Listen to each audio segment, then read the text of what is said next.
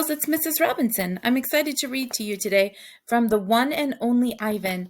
I'm going to be reading pages 148 to 165, and we're going to start with a new beginning. We don't see Mac for 2 days. When he returns, he doesn't talk about Stella. Mac says he is anxious to teach Ruby some tricks. He says the billboard is bringing in more visitors. He says it's time for a new beginning. All afternoon and into the evening, Mac works with Ruby. Ruby's feet are looped with ropes so that she cannot run. A heavy chain hangs around her neck. Mac shows her Stella's ball, her pedestal, her stool. He introduces her to Snickers. When Ruby obeys, Mac gives her a cube of sugar or a bit of dried apple. When she doesn't, he yells and kicks at the sawdust.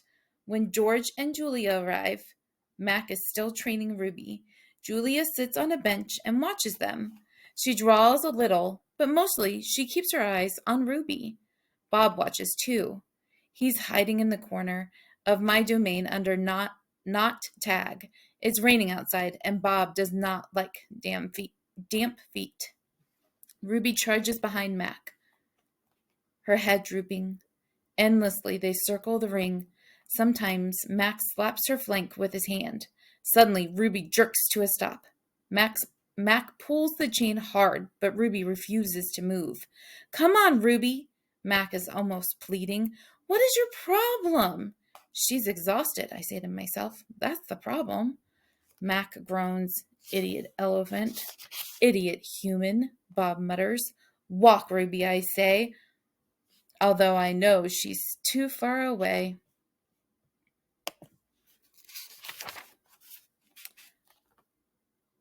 To hear me. Don't do what he says. Walk, Mac commands now. Ruby doesn't walk. She plops her rump on the sawdust floor. I think maybe she's tired, Julia says. Mac wipes his forehead with the back of his arm. Yeah, I know. We're all tired. He pushes Ruby with the heel of his boot. She ignores him. George looks over from the food court, where he is wiping off tables. Mac, he yells, maybe you should call it a day. I'll close up. Mac yanks on Ruby's chain. She's as anchored as a tree trunk.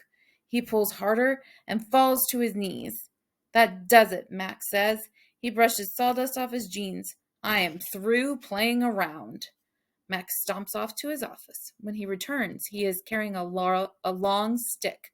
The gleaming hook on its end is almost beautiful, like a sliver of a moon. It's a claw stick. Mac pokes Ruby with a sharp point. Not hard, just a touch. I can tell he wants her to see how much it can hurt. I growl low in my throat. Ruby doesn't budge. She is a gray, unmoving boulder. She closes her eyes, and for a moment I wonder if she might have fallen asleep. I'm warning you, Mac says. He breathes out. He stares at the ceiling. Ruby makes a huffing sound. Fine, says Mac. You want to play it that way? He draws back the claw stick. No! Julia cries. I'm not going to hurt her, Mac says. I just want to get her attention. Bob snarls. Mac swings. The hook slices the air just a few inches from Ruby's head. See why you don't want to mess with me, Mac says. He draws back the claw stick again. Now move! Ruby jerks her head, flinging her trunk towards Mac. She makes a noise that sends the sawdust scattering. It makes my glass shiver. It is the most beautiful mad I have ever heard. Ruby's trunk slaps into Mac. I don't see exactly where she strikes him.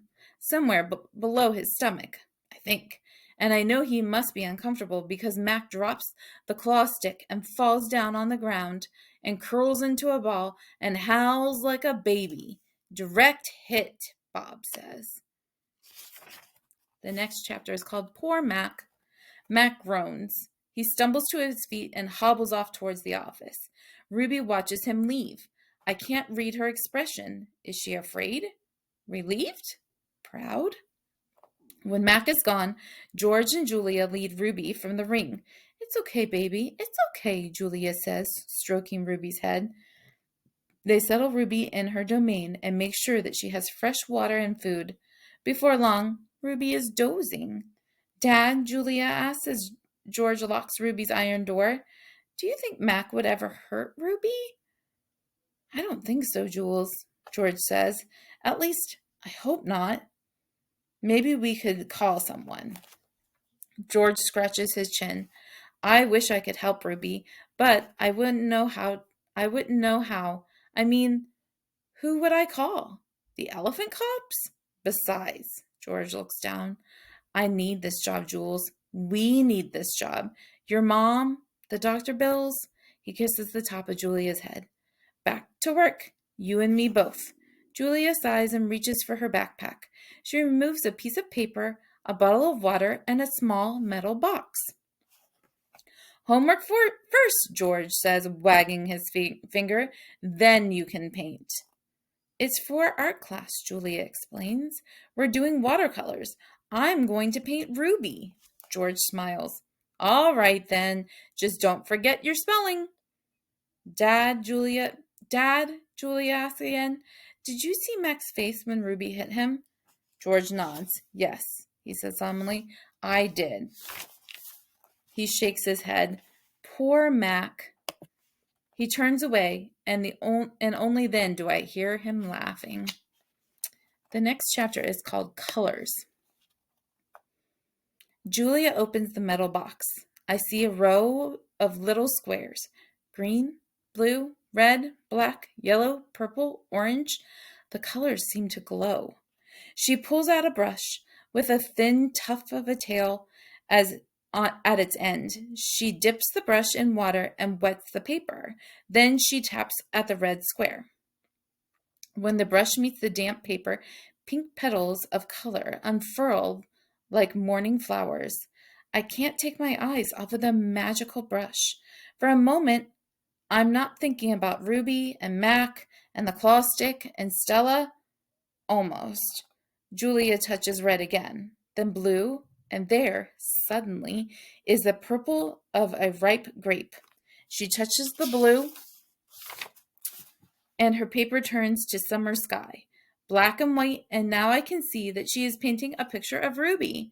I can make out her floppy ears and her thick legs. Julia stops painting. She takes a few steps back, hands on her hips, gazing at her work. She scowls. It's not right, she says. She glances over her shoulder at me. I try to look encouraging. She starts to crumple up the paper, then reconsiders. Instead, she slides it into my cage at the spot where my glass is broken. Here you go, she said. A Julia original. That'll be worth millions someday. Gingerly, I pick up the paper. I do not eat a single bite of it. Oh, hey, I almost forgot. Julia runs to her backpack. She pulls out 3 plastic jars. One yellow, one blue, one red. She opens the jars, and an odd, non-food-like smell hits my nose. Julia pushes the jars, one by one, through the opening. Then she slides some paper through. These are called finger paints, she says. My aunt gave them to me, but really, I'm too old for finger painting. I stick a finger into the red jar. The paint is thick as mud. It's cool and smooth like bananas underfoot. I pop my finger into my mouth. It's not exactly ripe mango, but it's not bad. Julia laughs. You don't eat it, you paint with it. She grabs a piece of paper and presses her finger on it. See? Like this. I place my finger on a piece of paper. I lift it, and a red mark is there. I get a bigger glob from the pot and slap my hand down on the page. When I pull my hand off the paper, its red twin stays behind. This isn't like the ghostly handprints on my glass, the ones my visitors leave behind. This handprint can't be so easily wiped away. The last chapter I'm going to read is called A Bad Dream. I lie awake, peeling dried red paint off of my fingertips. Bob, who accidentally walked on one of my paintings, is licking his red paws. Every so often, I glance over at the empty ring. The claw stick glints in the moonlight. Stop! No! Ruby's frantic cries startle me. Ruby, I call. You're having a bad dream. You're okay. You're safe. Where's Stella? She asked, gulping air. Before I can answer, she says, Never mind. I remember now. Go back to sleep, Ruby, I say. You've had a hard day. I can't go back to sleep, she said. I'm afraid that I'll have the same dream. There was a sharp stick and it hurt.